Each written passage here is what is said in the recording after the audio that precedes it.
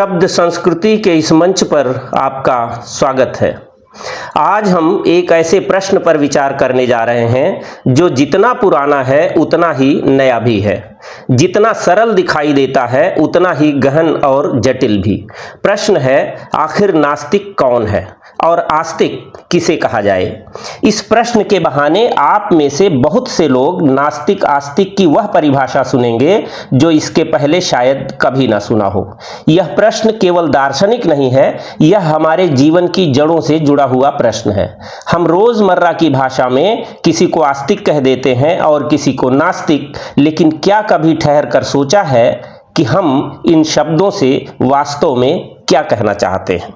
हमारे समाज में सामान्य समझ यही है कि आस्तिक वह है जो भगवान को मानता है, जो रोज पूजा करता है, जो मंदिर मस्जिद गिरजे में जाता है, और नास्तिक वह है जो ऐसा नहीं करता। लेकिन जरा ठहरिए और सोचिए कि आस्तिकता और नास्तिकता का क्या यही मूल आधार है?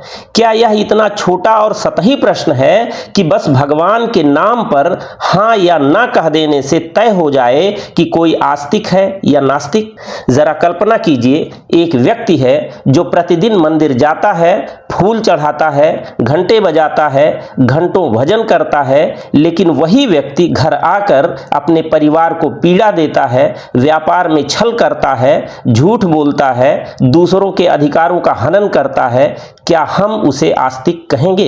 और दूसरी ओर एक व्यक्ति है जो मंदिर मस्जिद में कभी नहीं जाता, किसी मूर्ति के आगे सिर नहीं झुकाता, परंतु सत्य, करुणा और न्याय को सर्वोपरि मानता है, दूसरों के दुख में सहभागी होता है और ज्ञान की खोज में जीवन खपा देता है। तो क्या हम उसे नास्तिक कहेंगे? यही वह जगह है दरअसल जहां हमारी सामान्य परिभाषा डगमगा जाती है, और यहीं से हमें इस प्रश्न की गहराई में उतरना पड़ता है। भारतीय संस्कृति की विशेषता यही रही है कि उसने कभी सतही उत्तर पर संतोष नहीं किया, उसने हमेशा जड़ों तक जाने का साहस किया। और यही कारण है कि यहाँ आस्तिक और नास्तिक की परिभाषा केवल धार्मिक आचारों तक सीमित नहीं रही, बल्कि दर्शन, ज्ञान और अस्तित्व तक पहुंची। एक संस्कृत सूत्र में कहा गया है, नास्तिको वेद निंदकः, अर्थात नास्तिक वही है जो वेद का निषेध करता है, वेद को नहीं मानता है। वेद का नाम सुनते ही चार पुस्तकों की मन में तस्वीर बनने लगती है, पर वेद किताबों तक सीमित नहीं है। ऋग्वेद, यजुर्वेद, सामवेद और अथर्ववेद पुस्तक नहीं कुछ और हैं, क्योंकि पुस्तकों का बनना तो बहुत बाद की घटना है। वेद का अर्थ समझना दरअसल जरूरी है। वेद शब्द विद धातु से बना है, जिसका अर्थ है जानना या ज्ञान, यानी वेद का वास्तविक अर्थ है ज्ञान। इस दृष्टि से नास्तिको वेद निंदकः का मतलब है जो ज्ञान का निषेध करे, सत्य से मुंह मोड़े, अस्तित्व का अपमान करे, न माने। और आस्तिक वह है जो ज्ञान का सम्मान करे, जो सत्य में आस्था रखे, जो अस्तित्व को स्वीकार करे। शब्द की व्युत्पत्ति इस बात को और स्पष्ट करती है। अस्ति धातु का अर्थ है होने की स्थिति, विद्यमानता, सत्ता, वजूद, अस्तित्व।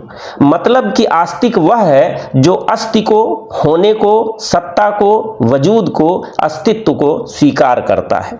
नास्तिक बना है ना में अस्ति और ठक प्रत्यय मिलाकर, यह अस्तित्व का निषेध करता है। वास्तव में नास्तिक आस्तिक की यही वास्तविक परिभाषा है।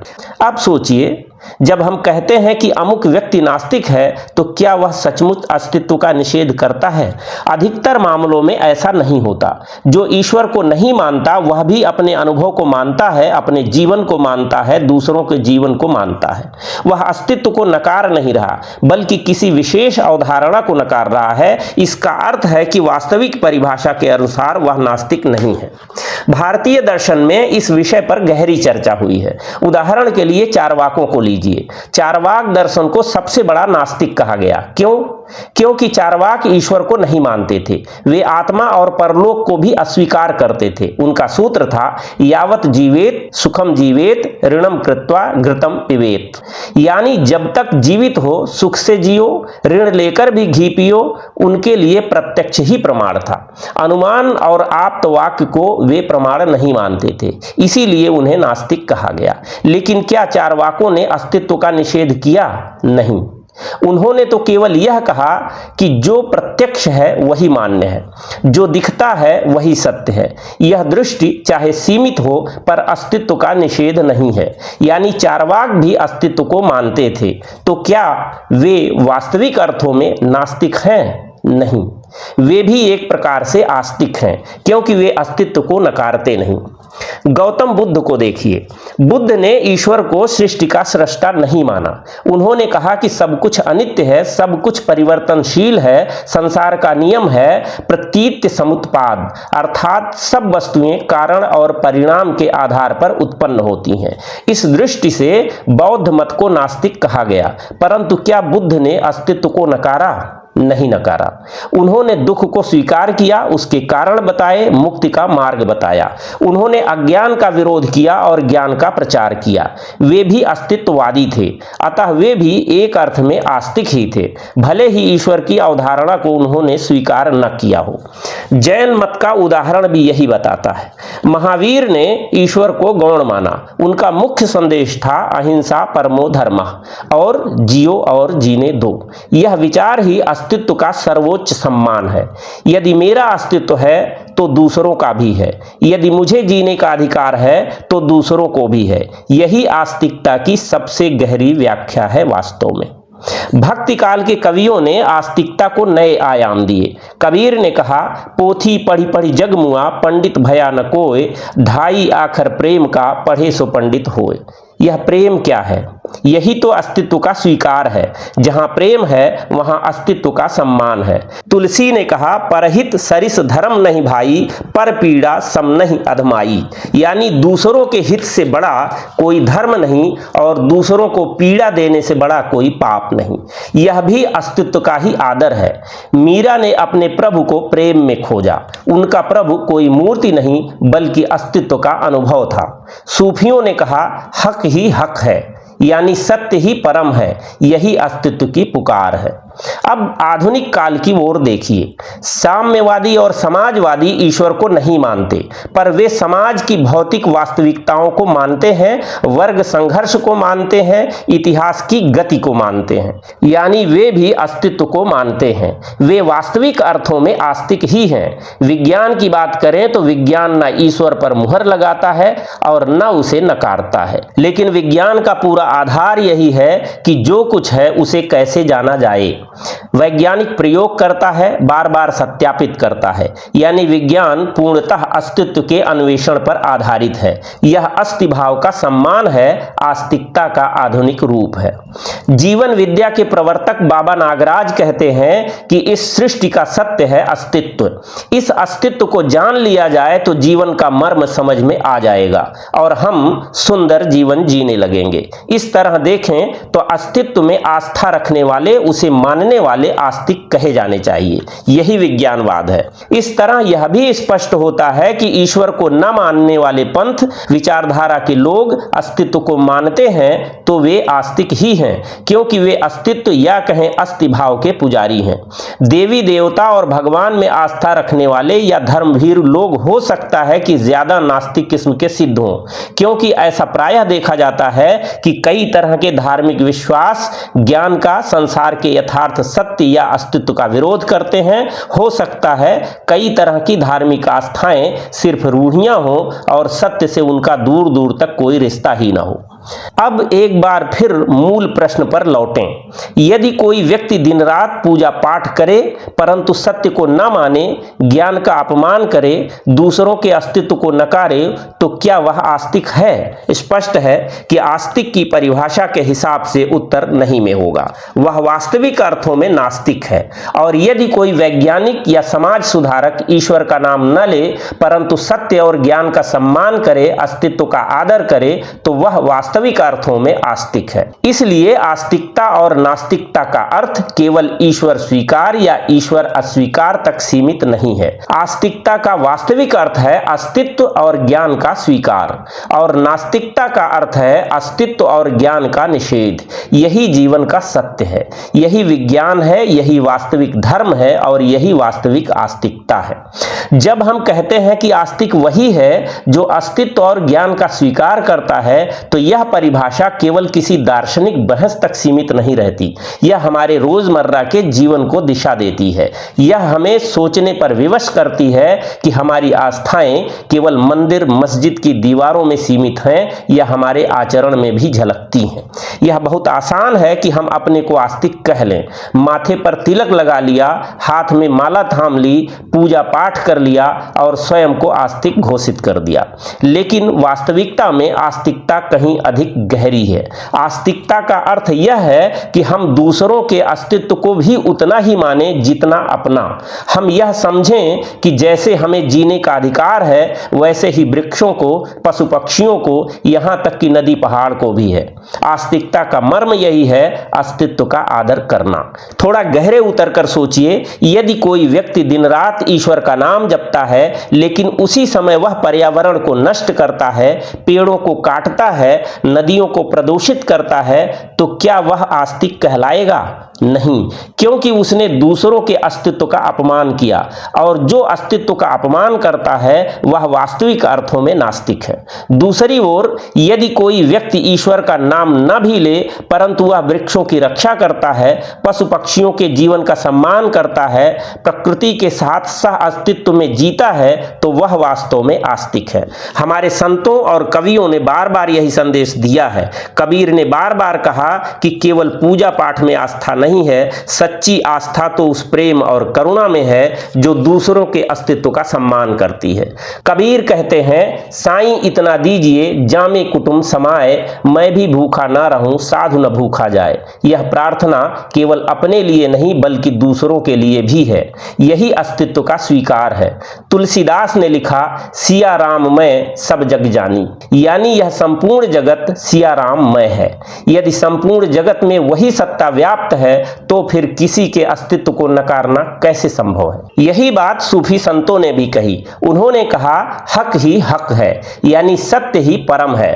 सत्य को स्वीकारना ही आस्तिकता है। अब यदि कोई व्यक्ति अल्लाह को मानता है लेकिन दूसरों पर अन्याय करता है तो क्या वह आस्तिक है? स्पष्ट है कि नहीं। और यदि कोई अल्लाह का नाम न भी ले लेकिन सत्य और न्याय का पालन करता है तो वह आस्तिक है। जेहादी मानसिकता वाले लोग कभी आस्तिक नहीं हो सकते। वे जीवन का अपमान करते हैं, झूठी जन्नत की चाह में संसार के प्रत्यक्ष अस्तित्व भाव को नकारते हैं। ईसाई परंपरा में भी यीशु ने यही संदेश दिया। उन्होंने कहा, ईश्वर प्रेम है। यदि ईश्वर प्रेम है तो प्रेम ही आस्तिकता है। जो प्रेम करता है वह आस्तिक है, जो दूसरों के लिए बलिदान करता है वह आस्तिक है। यही कारण है कि यीशु ने अपने जीवन से यह दिखाया कि सच्ची आस्था केवल पूजा में नहीं बल्कि सेवा और करुणा में है। ईसाइयों के तमाम धर्मकर्मों के बावजूद ईसा का संदेश आस्तिक भाव के साथ है। आधुनिक युग में विज्ञान का उदाहरण भी इसी सत्य को पुष्ट करता है। विज्ञान ईश्वर का नाम नहीं लेता, लेकिन विज्ञान का पूरा आधार यही है कि जो कुछ है उसे कैसे जाना जाए। विज्ञान अस्तित्व की पड़ताल करता है। प्रयोगशाला में बैठा हुआ वैज्ञानिक जो दिन रात किसी सत्य की खोज में रत है वह भी वास्तविक अर्थों में आस्तिक है, क्योंकि वह अस्तित्व का निषेध नहीं करता बल्कि उसे और गहराई से समझने की चेष्टा करता है। आप सोचिए, यदि कोई व्यक्ति मंदिर में जाकर घंटा बजाता है और फिर घर आकर नौकर को अपमानित करता है, पशु को पीटता है, पर्यावरण को प्रदूषित करता है, तो क्या वह आस्तिक है? उसके कर्म स्वयं कह रहे हैं कि वह अस्तित्व का निषेध कर रहा है। और यदि कोई व्यक्ति किसी पूजा में भाग न ले लेकिन सत्य बोलता है, न्याय करता है, दूसरों की पीड़ा में सहभागी होता है, तो क्या वह नास्तिक है? नहीं, वह वास्तव में आस्तिक है। यही वास्तव में आस्तिकता और नास्तिकता का वास्तविक भेद है। यह किसी धार्मिक लेबल का प्रश्न नहीं है, यह हमारे आचरण का प्रश्न है। आस्तिक वह है जो अस्तित्व का सम्मान करता है, नास्तिक वह है जो अस्तित्व का निषेध करता है। अब जरा आधुनिक संकटों पर दृष्टि डालिए। आज हम जिस समय में जी रहे हैं वह तकनीकी युग है। यहाँ विज्ञान और तकनीक ने असंभव को संभव बना दिया है, लेकिन इसी के साथ साथ मानव ने पर्यावरण का भी विनाश किया है। जंगल कट रहे हैं, नदियां प्रदूषित हो रही हैं, वायुमंडल विषाक्त हो रहा है। प्रश्न है कि क्या यह आस्तिकता है? नहीं, यह नास्तिकता है। क्योंकि जब हम पृथ्वी के अस्तित्व का सम्मान नहीं करते, जब हम आने वाली पीढ़ियों के जीवन को संकट में डालते हैं, तो हम अस्तित्व का निषेध करते हैं। आज युद्धों का दौर देखिए, मनुष्य मनुष्य का खून बहा रहा है, राष्ट्र राष्ट्र पर आक्रमण कर रहे हैं। क्या यह आस्तिकता है? नहीं, यह नास्तिकता है। क्योंकि यहां दूसरों के अस्तित्व को नकारा जा रहा है। आस्तिकता की परिभाषा से जो भाव जन्मता है वह है जियो और जीने दो, और जहां यह सिद्धांत टूटता है वहां नास्तिकता जन्म लेती है। आज के समय में असहिष्णुता भी बढ़ रही है। लोग धर्म के नाम पर, जाति के नाम पर, संप्रदाय के नाम पर एक दूसरे को मार रहे हैं। यह कैसी आस्था है? क्या यह आस्तिकता है? वास्तव में यह भी नास्तिकता है। क्योंकि जहां दूसरे के अस्तित्व को नकारा जाता है वहां आस्तिकता नहीं होती। इसलिए मैं मानता हूं कि आस्तिकता केवल किसी विशेष धर्म का पालन करने से सिद्ध नहीं होती। आस्तिकता का वास्तविक अर्थ है अस्तित्व और ज्ञान का आदर। यदि हम अस्तित्व का सम्मान करते हैं तो हम आस्तिक हैं, यदि हम उसे नकारते हैं तो हम नास्तिक हैं। यही कारण है कि भारतीय संस्कृति ने हमेशा आस्तिकता को व्यापक रूप से समझा। यहां बुद्ध को भी आदर मिला, महावीर को भी आदर मिला, चारवाक को भी सुना गया, कबीर और मीरा को भी सुना गया, क्योंकि यहां यह समझ थी कि आस्तिकता केवल ईश्वर स्वीकार नहीं बल्कि अस्तित्व का सम्मान है। जब हम आस्तिकता और नास्तिकता को केवल पूजा पाठ या धार्मिक आचारों से आगे बढ़ाकर अस्तित्व और ज्ञान के धरातल पर समझते हैं तो इसका संबंध केवल अतीत की दार्शनिक परंपराओं तक सीमित नहीं रह जाता। यह वर्तमान की विचारधाराओं और आने वाले कल की चुनौतियों तक भी फैल जाता है। जरा सोचिए, 20वीं सदी में साम्यवाद ने दुनिया भर में कैसी हलचल मचाई।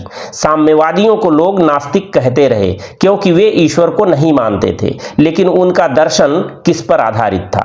वर्ग संघर्ष पर, श्रम पर, ऐतिहासिक यथार्थ पर। वे यह मानते थे कि मनुष्य के जीवन की कठिनाइयां केवल आर्थिक शोषण से उपजती हैं और उनका समाधान भी भौतिक ढांचे के पुनर्गठन से होगा।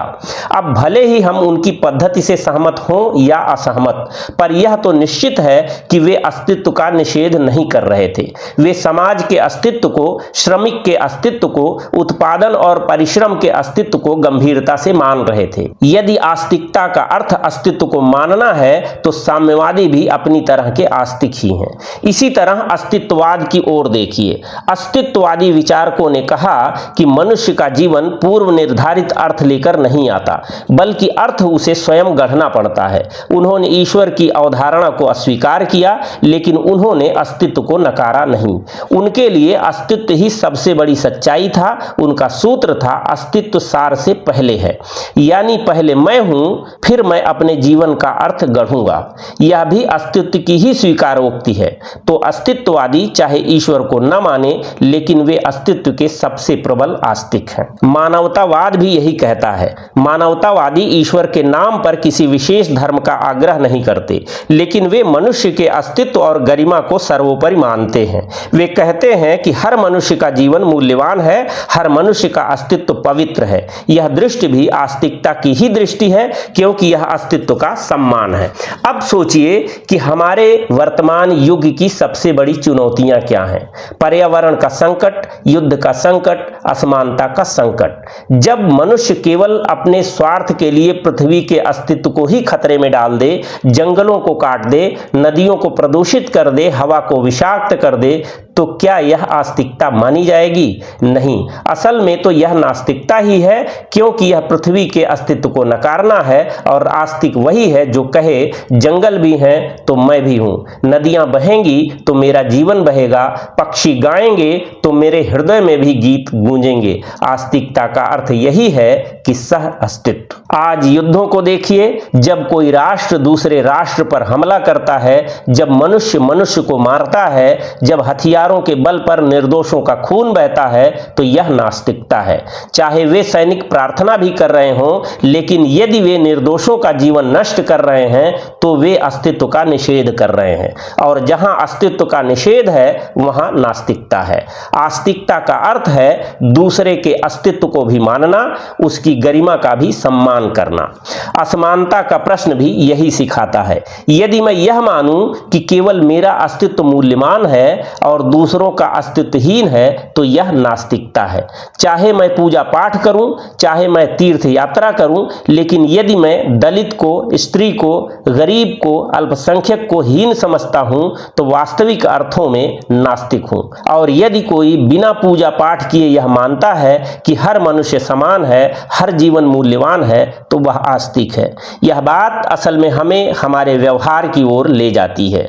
आस्तिकता केवल विचार की नहीं, आचरण की कसौटी पर परखी जाती है। यदि मैं दूसरों को दुख देता हूं तो चाहे मैं कितने भी ग्रंथ पढ़ लूं, कितनी भी प्रार्थनाएं कर लूं, मैं नास्तिक ही हूं।